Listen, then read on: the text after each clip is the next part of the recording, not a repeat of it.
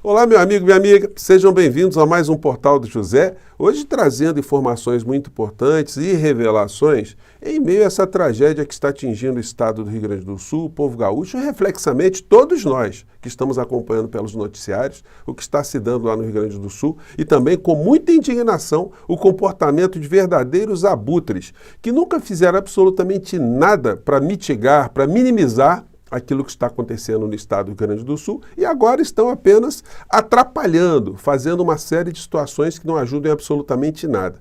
Vamos reparar que o líder dessa gente não disse uma única sílaba para que esses criminosos parem de divulgar, parem de atacar aqueles que estão trabalhando. Ele está absolutamente ali dentro de um hospital e aí uma notícia que deveria ser tratada jornalisticamente com mais ênfase simplesmente foi ignorada pelos grandes telejornais aqui no Brasil na noite de ontem. Isso porque o Supremo Tribunal Federal negou um habeas corpus preventivo à figura do inelegível, porque ele está morrendo de medo de ir para a cadeia.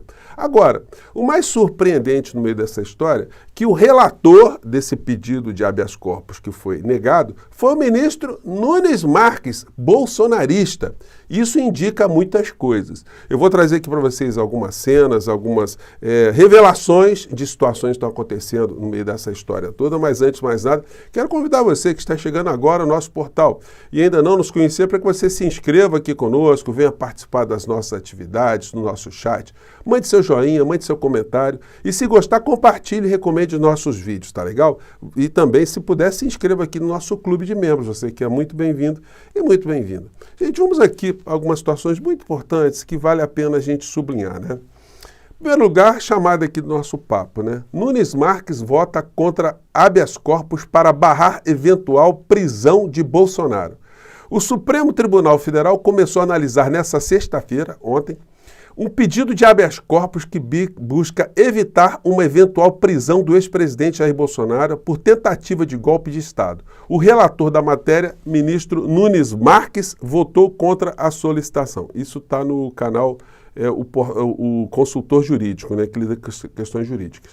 Lá pelas tantas, na argumentação de Nunes Marques, ele afirmou: o ministro também disse não ter visto ilegalidade evidente que justificasse a concessão da ordem de ofício. Isso aí vai ser remetido para o plenário do Supremo Tribunal Federal e eu não tenho a menor dúvida, se o bolsonarista, né, Nunes Marques, ele votou pela rejeição do habeas corpus, evidentemente o conjunto dos outros ministros deve acompanhar o relator.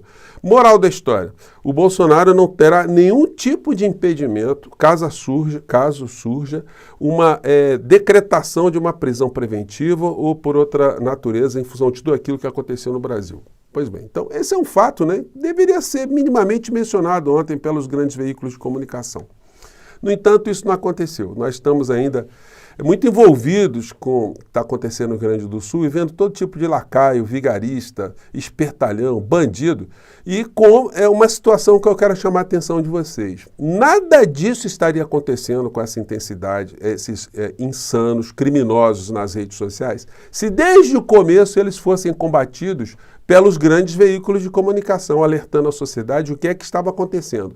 No entanto, como eu sempre disse para vocês aqui, essa extrema-direita no Brasil e no mundo, eles ocupam um papel funcional, eles distraem a sociedade brasileira para que o status quo, para que o poder econômico, o rentismo, a exploração de grandes grupos econômicos contra as suas sociedades ou sociedades permaneça absolutamente intacto. Eu pergunto a você, qual é o propósito da extrema-direita no plano de transformar a realidade no Brasil e no mundo para que a gente tenha um pouco mais de justiça social? Não é muita justiça social, não. O mínimo de justiça social.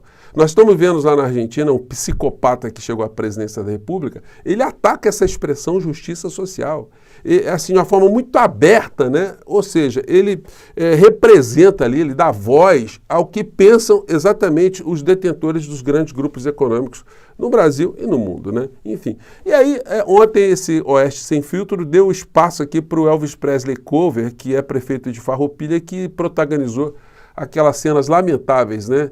E aí eu tenho até dúvida se o vídeo que ele divulgou, ele não cortou algumas falas do ministro Paulo Pimenta, que eu resgatei aqui no canal do meu amigo Maurício Ricardo, que mostra o lado de Pimenta, o que ele falou para esse prefeito criminoso de Farroupilha, que a gente espera que o povo lá da cidade, né, faça justiça nas eleições próximas em relação ao grupo político desse cidadão que se comportou como um verdadeiro vigarista. Vamos acompanhar aqui, se você não viu, qual foi a situação. As falas do prefeito vigarista você já viu, mas essa aqui não está em muitos canais não, que é o Paulo Pimenta falando com ele, né? Vamos aqui, opa, só um minutinho, vamos aqui. Prefeito Feltrin, bom dia ao deputado ministro Paulo Pimenta que está falando, tudo bem? Prefeito? Aqui, Fernando. Você me né? Consegue me escutar? Prefeito, é o ministro Paulo Pimenta que está falando, bom dia. O senhor está me ouvindo, prefeito? É o Pimenta que está falando. Tudo bem, já reconheci pela voz. Bom dia. Prefeito, o presidente Lula tomou conhecimento do seu vídeo e pediu que nós entrássemos em contato com o senhor. Nós não localizamos nenhum plano de trabalho de Farroupilha protocolado até agora. E tem alguma questão que o senhor tenha... Não, prefeito. Não, para saber se tem alguma coisa pendente que nós queremos agilizar para liberar para o senhor. Tem alguma solicitação pendente? Sim, meu prefeito. Prefeito, nós estamos tentando priorizar. Temos que ter dinheiro da defesa civil para nossa defesa aqui no... Perfeito, prefeito. Ainda tem alguma coisa que o senhor tenha solicitado que ainda não tenha sido aprovado, prefeito? É isso que nós queremos ver. Nós queremos priorizar aquilo que é o mais urgente. O senhor tem algum pleito protocolado, algum plano de trabalho encaminhado que a gente precise priorizar, prefeito? Eu acho que o senhor, como gaúcho, deveria estar ligando para me dar um acolhimento. Prefeito, eu quero acelerar a aprovação, prefeito. Eu quero acelerar a aprovação do que vier pendente do senhor, prefeito. Estou ligando para me colocar à disposição do senhor. Gente, é muito irritante, né? O Paulo Pimenta ali se matando para tentar ajudar. E o canalha do prefeito, a gente tem que falar assim, né? Simplesmente distorcendo, se colocando ali na condição de vítima, enfim, né? O prefeito que, vamos acompanhar, né? O que ele fez pelo município dele em relação à contenção de encostas, a tirar pessoas da beira de rio, a saneamento básico, para evitar algum problema à sua população? Quais foram as demandas que ele apresentou para o governo do estado, para o governo federal? Ou simplesmente é mais um canalha que está surfando no meio dessa situação toda, né? Bom, você já sabe a resposta. Entrando aqui na página da deputada Fernanda Melchiona, do Rio Grande do Sul, ela está numa batalha gigantesca, é uma valorosa deputada do Rio Grande do Sul. E ela publicou aqui uma fala do André Trigueiro, aqui na Globo News, que eu quero compartilhar aqui com vocês sobre responsabilidades do atual governador do Rio Grande do Sul. Vamos lá. Ele é um programa que é o mais prestigiado do ponto de vista do noticiário político.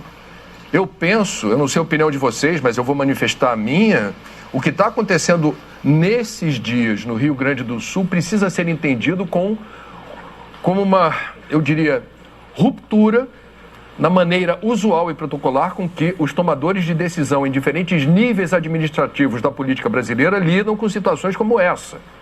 Não é mais possível a gente tolerar tamanha irresponsabilidade em nível municipal, estadual e federal, num discurso muito encorpado de adaptação, de proteção da natureza e do meio ambiente, vendo o desmonte que está em curso. Eu vou pegar apenas um exemplo.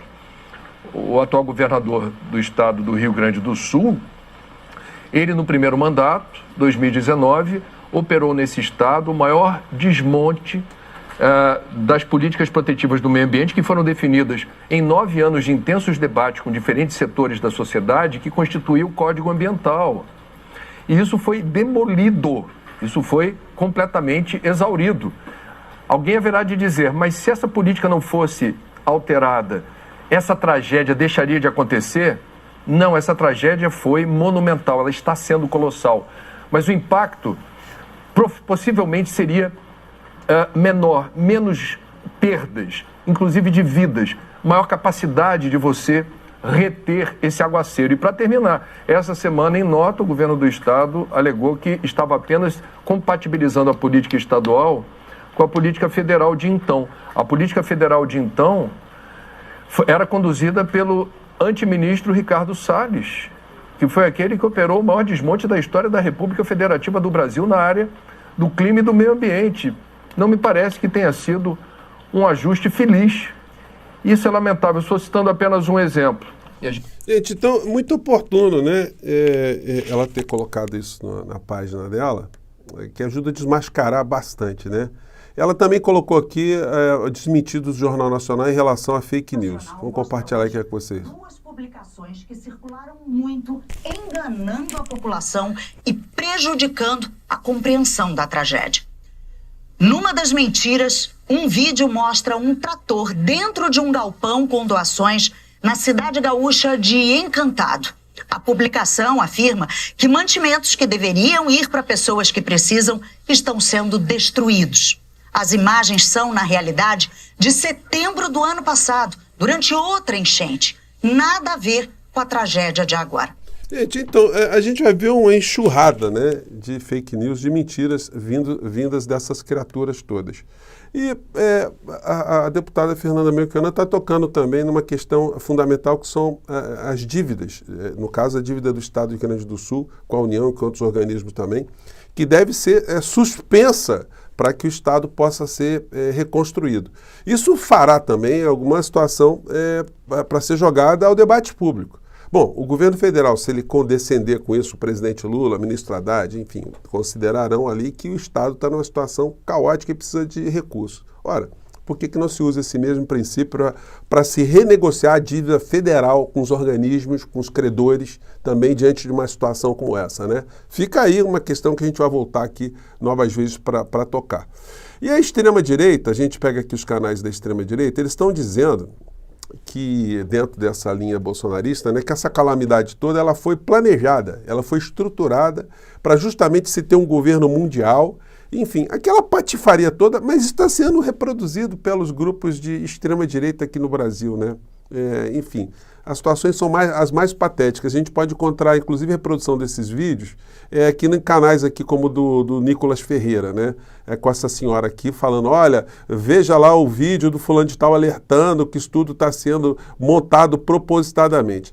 É muita canalice, né? A gente vai ver na direita. Eu pergunto para a senhora, gostaria de perguntar a cada um bolsonarista, o que o inelegível, o bandido, aquele que está agora cumpliciado, né, está mancomunado ali, está escondido dentro do hospital nesse momento, o que ele fez, o que ele está fazendo?